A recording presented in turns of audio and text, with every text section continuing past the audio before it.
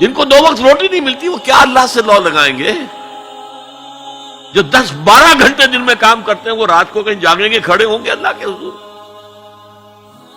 شاہ صاحب کہتے ہیں کہ یہ جو طبقہ پیدا ہوتا ہے غرباء کا، یہ انسانوں کی شکل میں حیوان بن جاتے ہیں، لدو اونٹ، بار برداری کے جانور، کولو کے بیل، وہ انسان نہیں رہتے۔ حدیث میں نے آپ کو سنا دی، کاد الفقر و یکون کفرا۔ تو اس انقلاب کو برپا کرنے کے لیے، اور یہ میں آپ سے عرض کر دوں، تاریخ انسانی کا عظیم ترین انقلاب وہ ہے جو محمد نے برپا کیا صلی اللہ علیہ وسلم، اور یہ میری بات نہیں ہے۔ Doctor M.N. رائے،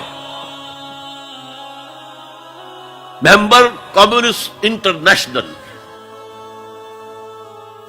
ہندو اور کمیونزم کی سب سے اونچی باڈی کا رکن، 1920 میں بولشوک ریولوشن کے 3 سال بعد 1917 میں انقلاب آیا تھا، ایک لیکچر دیا ہے لاہور میں، بریڈلا ہال میں، دی ہسٹوریکل رول آف اسلام، اور اس نے کہا عظیم ترین انقلاب وہ تھا تاریخ انسانی کا جو محمد نے برپا کیا، because he was a revolutionary, he knew what a revolution means. کہا عظیم ترین انقلاب وہ ہے جو محمد نے برپا کیا۔ یہ 1920 کی بات ہے، اور میں جب پچھلی مرتبہ آیا تھا 1991 میں تو معلوم ہوا تھا کہ یہ جو بمبئی کہتے تھے، ممبئی اب آپ کہتے ہیں، اس کا کوئی پبلشر اس کتاب کو شائع کرتا ہے، ہسٹوریکل رول آف اسلام۔ اچھا، یہ تو ہوا 20ویں صدی کے شروع سے 20واں سال، اس کے اختتام سے 20 سال پہلے کتاب لکھی گئی دی 100، یہ ہندوستان کا ہے M.N. رائے، اور وہ مینہٹن کا رہنے والا ڈاکٹر مائیکل ہارٹ۔ اور دی 100 کیا ہے کتاب؟ A selection and gradation of the most influential personalities of human history. 100 آدمی چن لیے تاریخ انسانی کے عظیم ترین، جنہوں نے تاریخ کے دھارے کے رخ کو موڑا ہے۔ عام آدمی تو تاریخ کے رخ کے اندر بہہ جاتے ہیں، جو رخ ہے چلو تم ادھر کو ہوا ہو جدھر کی۔ کچھ لوگ ایسے بھی دنیا میں پیدا ہوئے ہیں جنہوں نے تاریخ کے دھارے کے رخ کو تھوڑا موڑا ہے۔ تو سلیکشن میں تو 100 نام گن لیے، اور پھر گریڈیشن کی، سب سے زیادہ کس نے موڑا، پھر کون پھر کون پھر کون، اور نمبر 1 پر لایا ہے محمد کو صلی اللہ علیہ وسلم۔ جو کتاب اویلیبل ہے آپ پڑھیں، اور بڑے خوبصورت الفاظ اس کے ہیں۔ Naturally I O an explanation, میں عیسائی ہوں، حضرت مسیح کو نمبر 3 پر لے گیا ہوں اور محمد کو نمبر 1 پر رکھ رہا ہوں، تو یقیناً مجھے کوئی نہ کوئی اس کی ایکسپلینیشن دینی ہوگی، کوئی توجیہ کرنی ہوگی۔ اور پھر اس نے وہ جملہ لکھا ہے جو میرے علم کی حد تک کسی مسلمان کی رسائی اس تک نہیں ہوئی۔ This is because he was the only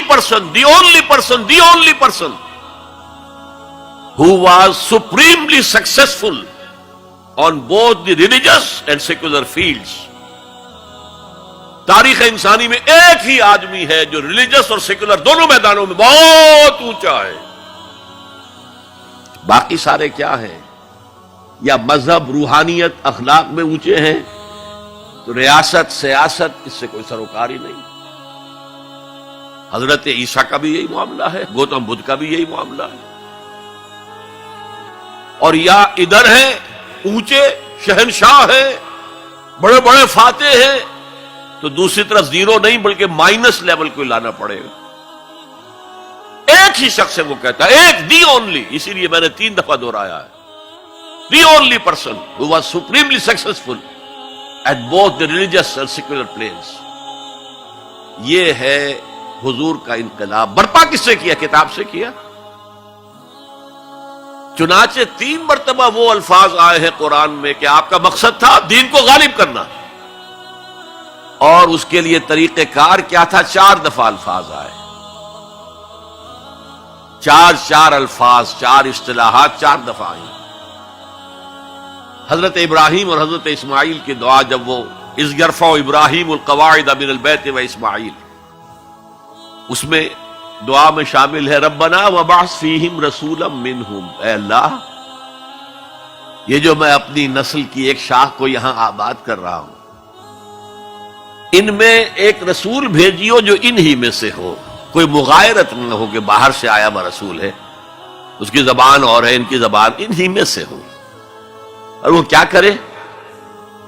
یتلو علیہم آیاتک ویعلمہم الکتاب والحکمت ویزکیہم، تیری آیات پڑھ کر سنائے، کتاب اور حکمت کی تعلیم دے اور تزکیہ کرے ان کا۔